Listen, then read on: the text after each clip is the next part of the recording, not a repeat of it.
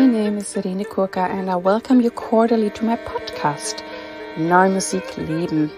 I have studied classical singing and music, and nowadays, and since many years, I have been singing lots of contemporary, experimental music and I also do performance. If you would like to know more about me, please look at my website www.irenekurka.de. And I also welcome you to subscribe to my monthly newsletter. In this podcast, I talk about themes all around contemporary music. I share with you the behind the scenes, the insider knowledge, and I'm happy to bring you the human beings out of this new music world closer. I'm cooperating with the NMZ, Neue Musik Zeitung. And in today's episode, I'm talking to the string quartet, the string quartet, Arditti Quartet. We have met at Rainy Days in Luxembourg, and this is also part of the interviewed series I do for Rainy Days Philharmonie Luxembourg. And I have talked to 3 of the members of the Arditti Quartet. And now let's enjoy the interview with the Arditti Quartet. Hello, Arditti Quartet. We're sitting here in Luxembourg at the Philharmonie at the festival Rainy Days. And I cordially welcome you into my podcast, Neue, musik, leben. And, well, today I have 3 of you here, Irvine Arditti, Ashot, Sarkissjan, and Ralf, Ehlers. And, I first would like to know from each of you, how did you find your way into this new and experimental music? Far too long and complicated a story. It started many years ago when I was a baby in a cot and a radio set and short waves, and we got to hear eventually. Okay. That's the short version. Well, since I have told the shortest version of this story ever, maybe I'll compensate by telling the longest ever of mine. Okay. It basically all started with not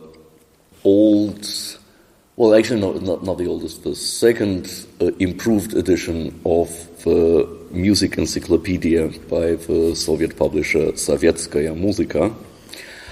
And the most interesting thing in that whole very big book for me were articles that explained some of the contemporary composition techniques and just the notation, like there were examples of notation, something that I hadn't seen before, and I had still absolutely no idea what it would sound like, because it was back in the Soviets in the 80s. And so as soon as I got to Europe in the 90s and had access to recordings and finding out what that music would actually sound like, I spent more time in the library listening to that than practicing the violin. And pretty soon after that, the new music guy stamp was all over my forehead, and it kind of took off from there. And when you read this in this book, did you try it out or figure out what? Oh no, they were I don't know. I wouldn't know how to. Okay, interesting. Wow. Interesting. I had never heard that story. So something new. It could have been shorter. After 20 years. My journey into contemporary music was much less exciting. Well, exciting for me, but I was never I didn't know about contemporary music for a long time. I studied classical music, played in a classical quartet. And then I started playing contemporary music, started really liking it, and I really enjoyed it. I was quite good at it as well. And I started getting more and more interested in it, partly also because, the viola repertoire doesn't have that much kind of classical music to play with. there's many more contemporary music pieces, it is much more interesting for the instrument. And then you know, once you start getting to know this music, it just kind of, you can't stop loving it, and it's just, you know, it's just so interesting and so nice. So that was my journey kind of through, a little bit more through chamber music, small groups, started playing in ensembles, contemporary music ensembles, like Ensemble modern in Austria as well. Sinfonietta, I played a little bit in London, and then finally I landed in the Arditti Quartet. Awesome. Oh. Yeah. Yeah, and your quartet is now 50 years old, which is a long time period. It's just amazing that you do music for such a long time. So I guess this is a question for you, Irvine. How did you get to start this quartet, and why? My name's Irvine, by the way. Irvine. My mother misspelt it, but I forgave her a long time ago. Do you forgive me too? I forgive you too. Thank you. So let's knock the E off. How did I what? What was the question? How did you start this ensemble, and why? Well, it was easy. I had the opportunity at the Royal Academy of Music. They were giving a prize to Penderecki, and they wanted some music for the ceremony. And as my colleague had new music stamped on his head, I certainly did, because by that time, studying in the Royal Academy, I was, 18, been there 3 years, or a bit older, 19, can't remember exactly. And I'd already met Stockhausen, I'd already met Ligeti, I'd already met Sarkissjan, I'd already met Messiaen, and was into their music. So they asked me to get together some music for Penderecki, which I did. One of the pieces was a quartet, and there we go. Arditti Quartet was formed. There was an agent at the concert who said, "Oh, I like what you're doing, perhaps I can use you in some concerts." A few months later he rang us, and fate, F-A-T is the big word, I believe. Fate sent me in that direction. It was my hobby, it became my profession, and it was fun. Certainly the first few years it was like a hobby, because I was in the London Symphony Orchestra, extremely busy, and it gradually snowballed, the quartet. I left the orchestra, and the quartet worked with more and more composers, and it just went on and on and on, getting a larger and larger activity until it became completely full-time. Wow. So it was a very fluid transition, because I also thought if you're like one of the first, or the first string quartet, it could be hard, because people maybe are not so open to contemporary music, and you're doing this wide thing. And I think they were open because there weren't really other groups doing it. It was a barren ground. Ehlers was famous for saying the string quartet is dead. Wow. And we revived it. Certainly. And he agreed that was the case to me personally some years later, saying, well, of course, times have changed now with the Arditti Quartet. Awesome. So when you choose your repertory, how do you do that? Well, it is a silence, because we don't, there's many factors in choosing the repertoire, and very often it's kind of to do with promoters, it's to do with, composers we like and would like to commission, but we don't have. Well, of course we have a kind of great say in it, but more often than not it's to do with kind of what is being programmed in the season, what promoters want to hear, what is kind of in vogue at the moment, kind of all those things kind of come into consideration. And of course, there are composers that we, love and really would like to kind of have new pieces from. Anything to add to that? Well, in the beginning, it wasn't like that. In the beginning, I formed the quartet to play new music in England, because there weren't groups who took it really seriously. And I never dreamed we would become an international group, that people would write things for us. So I formed it to play Ligeti Quartet, Lutoslavsky Quartet, in fact, a repertoire from the La Salle Quartet, upon whom I based concept of us playing and doing it in England only. And soon that all changed after a few years and started to become international. In fact, it was Jonathan Harvey, wrote the first quartet for him. Yes. Amazing. I was very surprised that he wanted to. Okay. You want to write a quartet for us? Oh, okay then, I said.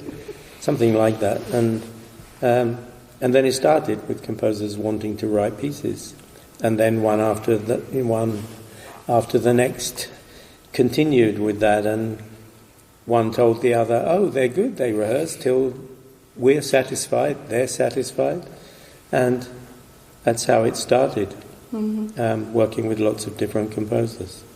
And what are the qualities you most appreciate in the composers you work with?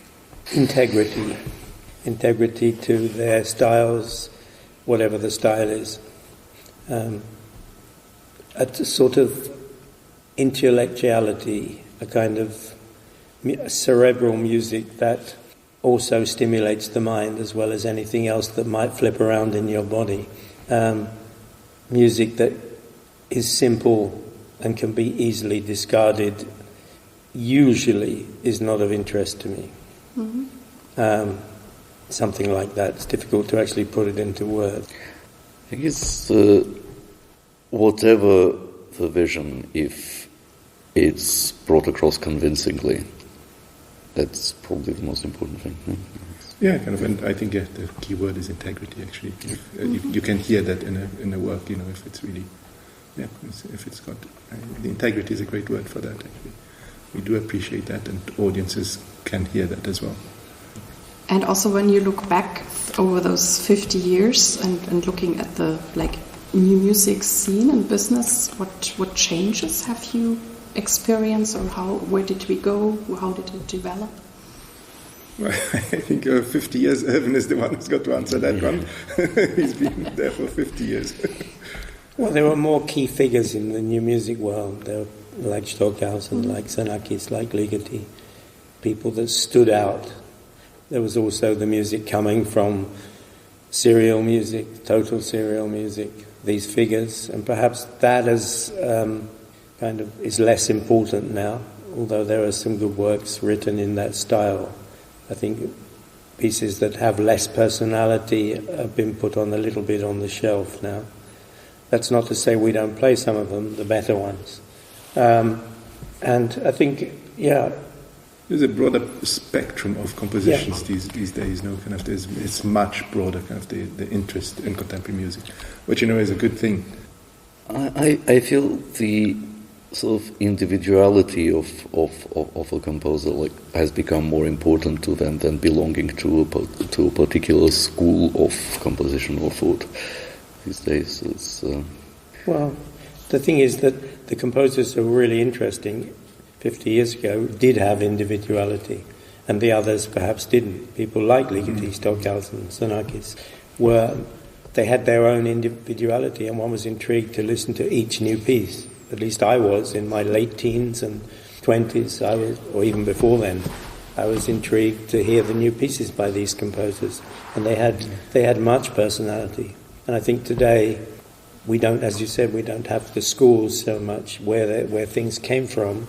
But people have always been individual, but perhaps more so now.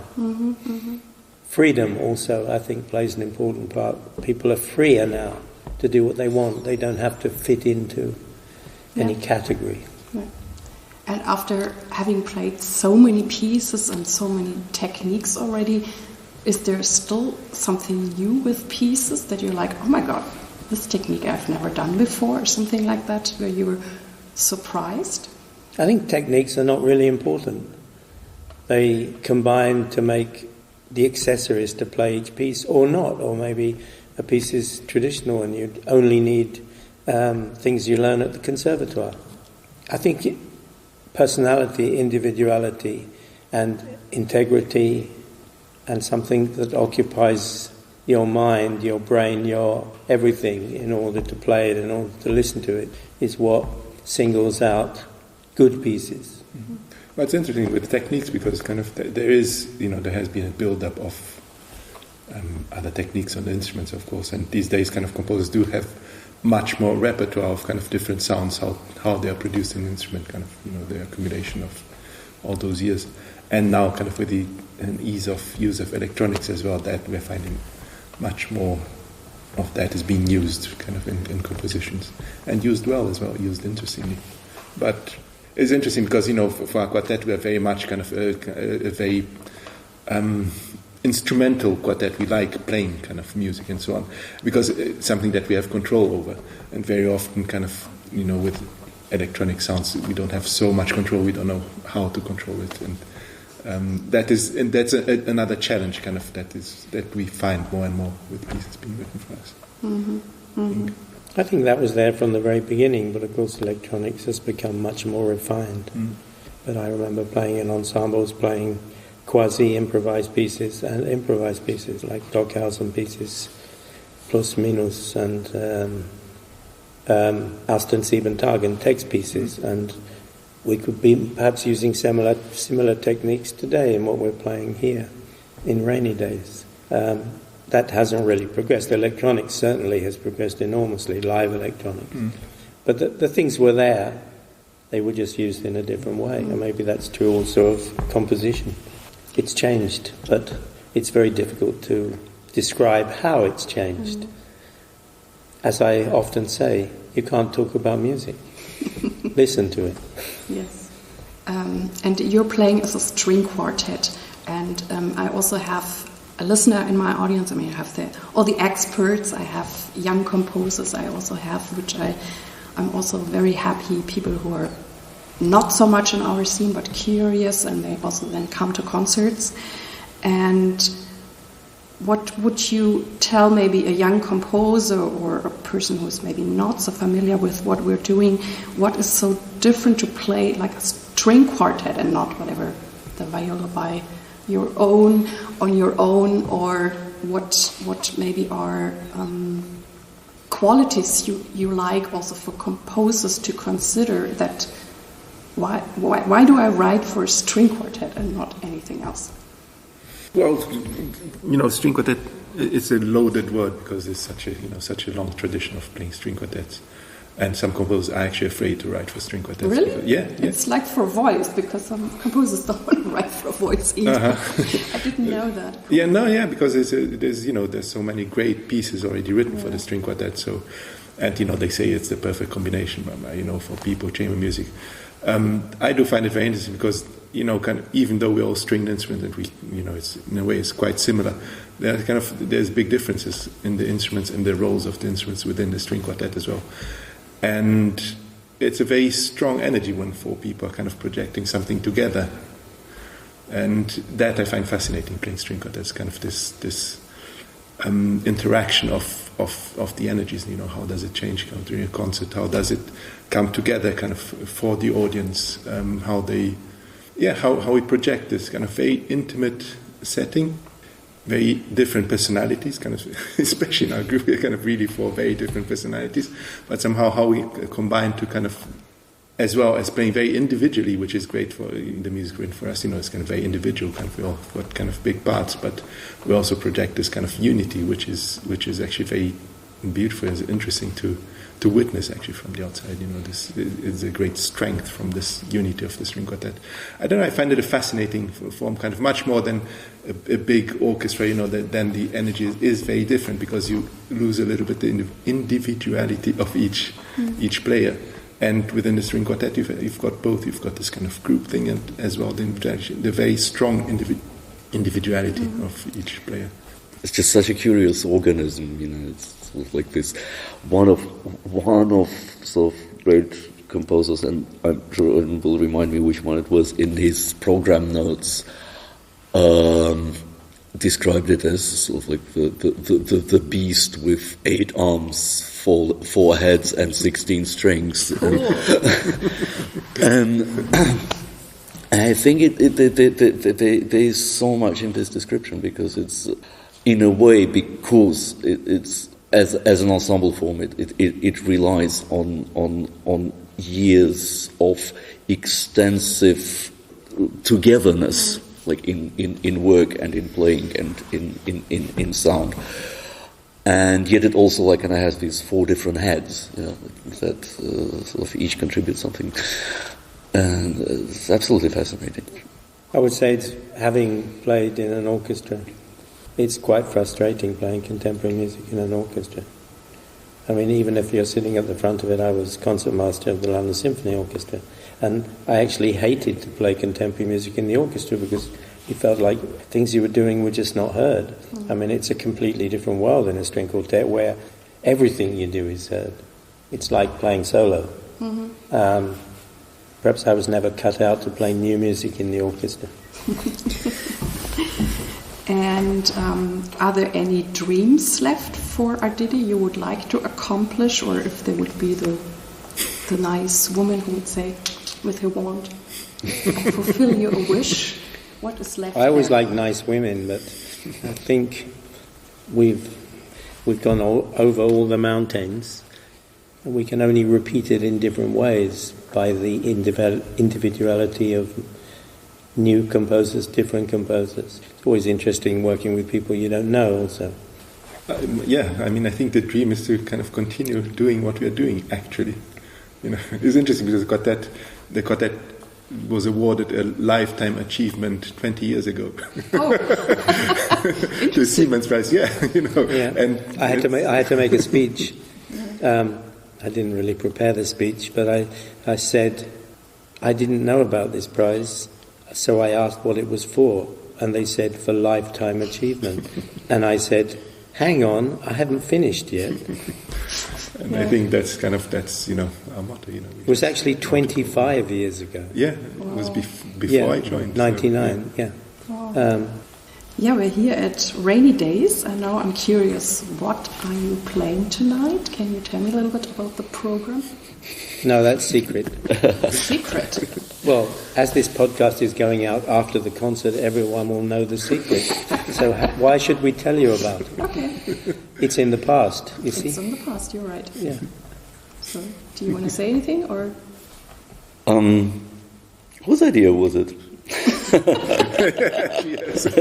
idea was it? I can't remember. I think it was Stefan's idea. No, well, whose idea was Stefan? I mean, we had been. I think we had been floating his name for No, the festival was interested in programming the piece.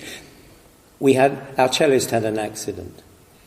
I know, because you're just three of you here today. On the way to the meal. Usually the accidents happen on the way back from the meal when you've had lots of alcohol. But this accident happened on the way to the restaurant. And he fell over and broke his arm. And I don't believe it's possible to play the cello with a broken arm. I'm not even sure if he tried. But from the let's hope he hasn't. Let's hope he hasn't. But from the look on his face, just after he did it, he wouldn't do that. And we were supposed to play a piece that was commissioned here and in Wien Modern, called Cybered Flesh. And what a prophetic title that has turned to be. Absolutely.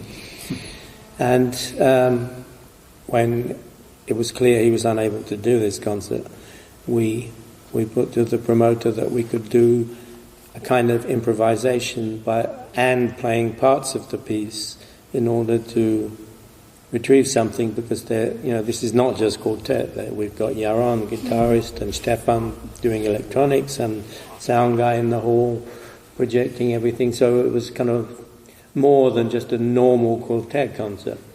And because of the nature of the music, it was possible to retrieve some of the elements of the piece, not many, but some of them, because there are solos in the piece.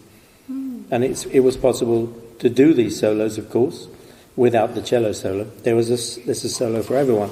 So we're playing those solos as part of what was constructed by Stefan for this performance that will be tonight and was last Thursday, which is today. Oh, I'm just confusing you and your listeners, if that's okay. That's okay. They can think. There've been a lot of sort of suggestions for a title for this version of the performance that were floating around. One of my favorites was "Break a Leg." But eventually Stefan came up with this title that describes the project perfectly: broken/glued. But it was there before? Or no. Afterwards? Okay. No, we decided for this performance to do the title. I think I do think Stefan did a brilliant job of gluing up sort of like the elements of the piece together. Yeah. So like Yeah, and you had to do it on And short notice. And no prizes for what was broken for working that one out. No, I keep my fingers crossed that everything will be well again and he's healthy. And, since this podcast is also very good in whatever, introducing contemporary music and finding maybe its way to it, if you don't know it, I'm also curious, do you think that there is still prejudice against new music? And if so, what can we do to change it? Well, the answer to the first part of the question is definitely yes.